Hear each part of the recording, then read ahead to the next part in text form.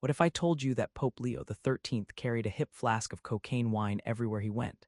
Not whiskey, not communion wine, cocaine wine. He proclaimed it fortified him when prayer was insufficient, summoned the inventor to Rome, created a brand new Vatican gold medal specifically to honor him, then allowed his smiling face to be plastered across advertisements selling cocaine to the masses. This isn't conspiracy theory. This is documented history.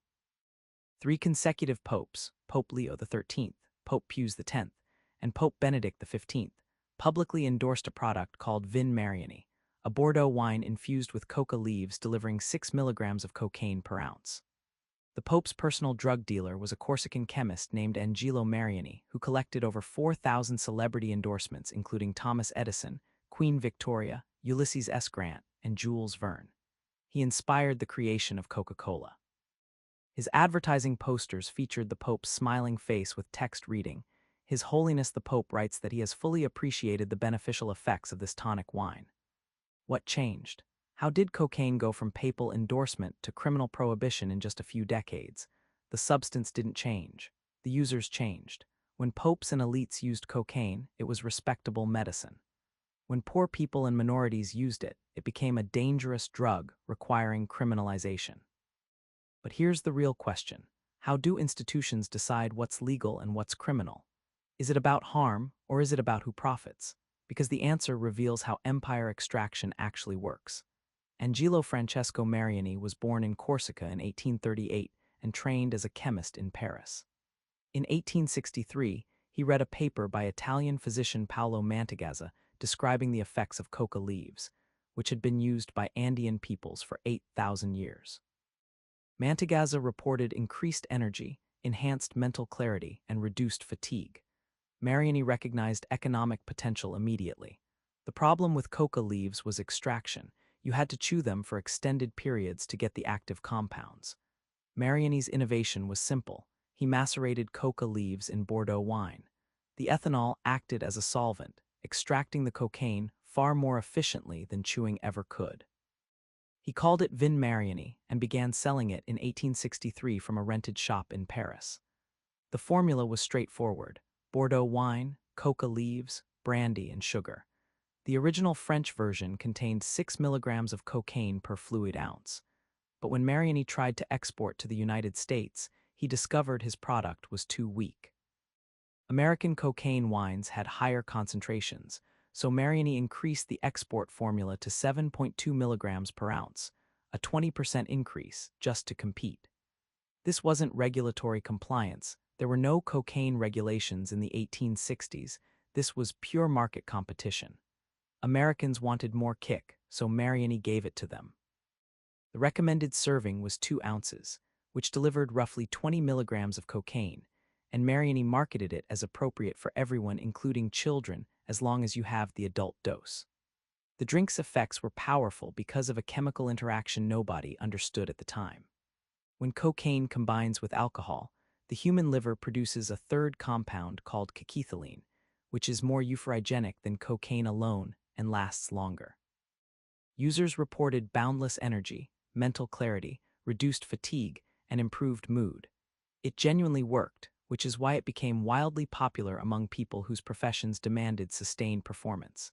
Thomas Edison said it helped him stay awake longer while inventing. Ulysses S. Grant drank it while writing his memoirs in a race against terminal throat cancer. Sarah Bernhardt endorsed it for vocal performance. Jules Verne, Émile Zola, Queen Victoria of England all praised it publicly. But Mariani's true genius wasn't the formula, it was the marketing. He pioneered a strategy that seems obvious now but was revolutionary in the 1860s: celebrity endorsements at scale. Mariani would send complimentary cases of Vin Mariani to famous people: royalty, politicians, artists, writers, scientists, religious leaders, along with a polite request for a testimonial and photograph. Most did enjoy it because it was cocaine, and most sent back glowing endorsements. Mariani collected these obsessively, eventually amassing over 4,000 endorsements from celebrities across Europe and America. He compiled them into a publication called Portraits from Album Mariani and reprinted them as advertisements in newspapers and magazines. He commissioned prominent artists to create posters featuring these endorsements. By 1902, he had collected praise from over 8,000 physicians in addition to celebrity testimonials. The volume of endorsements created a bandwagon effect. If this many famous, successful, intelligent people use Vin Mariani, it must be legitimate. His documented endorsements included 3 popes, 16 kings and queens, 6 presidents of the French Republic, plus countless artists and scientists. This was influencer marketing before the term existed. But the crown jewel of Mariani's collection was Pope Leo XIII.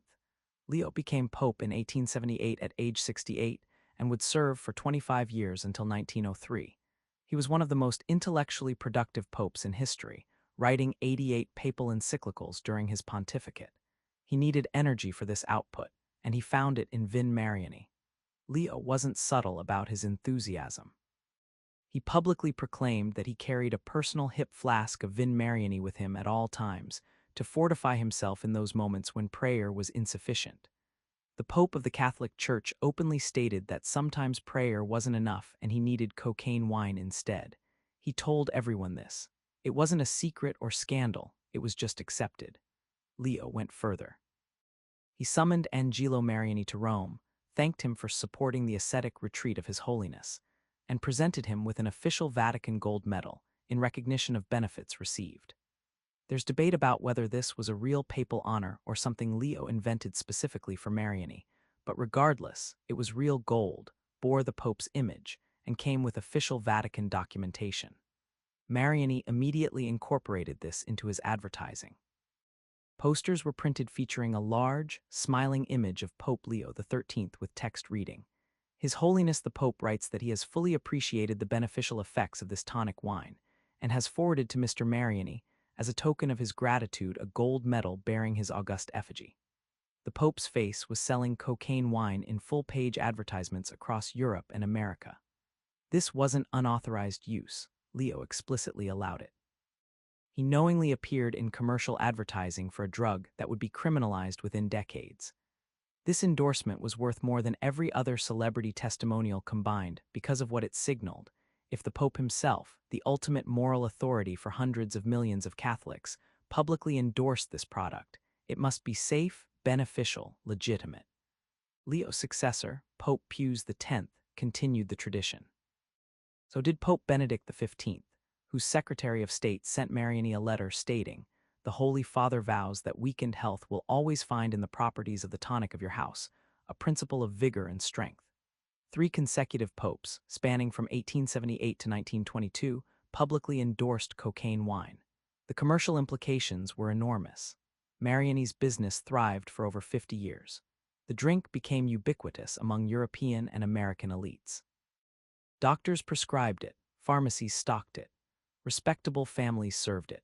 There was no stigma because the Pope drank it, but Vin Mariani's greatest legacy is what it inspired. In 1885, a Confederate Army veteran and pharmacist named John Pemberton, addicted to morphine after being wounded at the Battle of Columbus in 1865, created his own cocaine wine called Pemberton's French wine coca. Pemberton's formula was nearly identical to Vin Mariani, but added caffeine from the cola nut, creating a double stimulant effect. Then in 1886, Atlanta passed prohibition legislation. Pemberton removed the wine and replaced it with carbonated water, creating a non-alcoholic but still cocaine-containing beverage. He called it Coca-Cola. The cocaine stayed in the formula until 1903.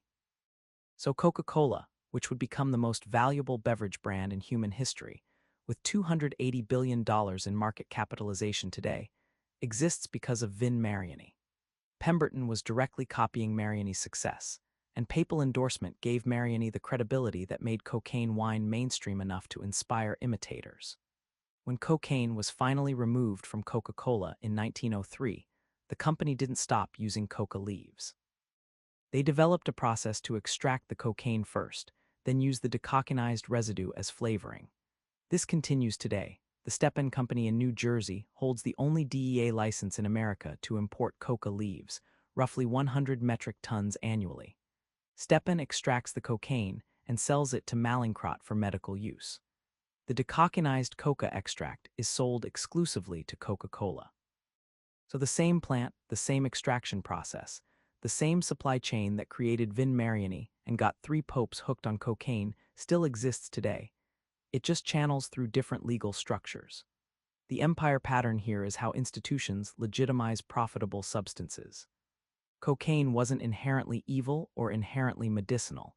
Its social status depended entirely on who endorsed it and who profited. When popes and doctors and celebrities endorsed cocaine wine, it was respectable medicine. When poor people and racial minorities used cocaine, it became a dangerous drug requiring criminalization. The substance didn't change. The users changed. The 1914 Harrison Narcotics Act criminalized cocaine, but not because cocaine suddenly became more dangerous than it was in 1880 when the Pope was carrying it in a hip flask. It was criminalized because cocaine use had spread beyond elite control, because it became associated with racial minorities and the working class, and because criminalizing it created new opportunities for control through the criminal justice system. This is the same pattern as opium. When British merchants sold opium to China, it was legitimate trade. When Chinese peasants became addicted, Britain fought 2 wars to keep the opium flowing. The substance was the same. The difference was who profited. Vin Mariani operated legally for 52 years, from 1863 to 1915, generating millions for Angelo Mariani, who died in 1914, taking his exact formula to the grave. The original advertising materials, thousands of celebrity endorsements, hundreds of posters featuring Pope Leo's smiling face selling cocaine, all exist in archives as evidence of how thoroughly mainstream cocaine was before Prohibition. The lesson isn't that cocaine is harmless. Cocaine is genuinely addictive and dangerous. The lesson is that institutions decide what's legitimate and what's criminal based on who profits, not based on actual harm. When the Pope endorsed cocaine, when doctors prescribed it, when celebrities promoted it, cocaine wine was medicine. When criminalization created opportunities for law enforcement expansion, prison construction, and minority population control, cocaine became evil. Same substance, different power structure. Different profit center. This is how empire extraction works with drugs. Identify a substance that creates dependency. Control its production and distribution. Use institutional authority, religious, medical, celebrity, to legitimize consumption. Build a profitable industry. Then when control becomes difficult or when criminalization serves power better, flip the narrative and use prohibition to create different extraction mechanisms through fines, imprisonment, asset forfeiture, and social control. The pattern never changes. Find a substance people want. Use authority to legitimize it. Extract maximum profit. When convenient, criminalize it and extract profit through punishment instead. Vin Mariani and the Pope's cocaine wine show how this works at the legitimization stage. For 52 years, cocaine was respectable because the right people endorsed it. Then overnight it became criminal because different profits were available through prohibition. The drug didn't change. The empire's extraction mechanism did. This is the empire economy, where we decode how power structures decide what's legal and what's criminal based entirely on who profits, not on actual harm.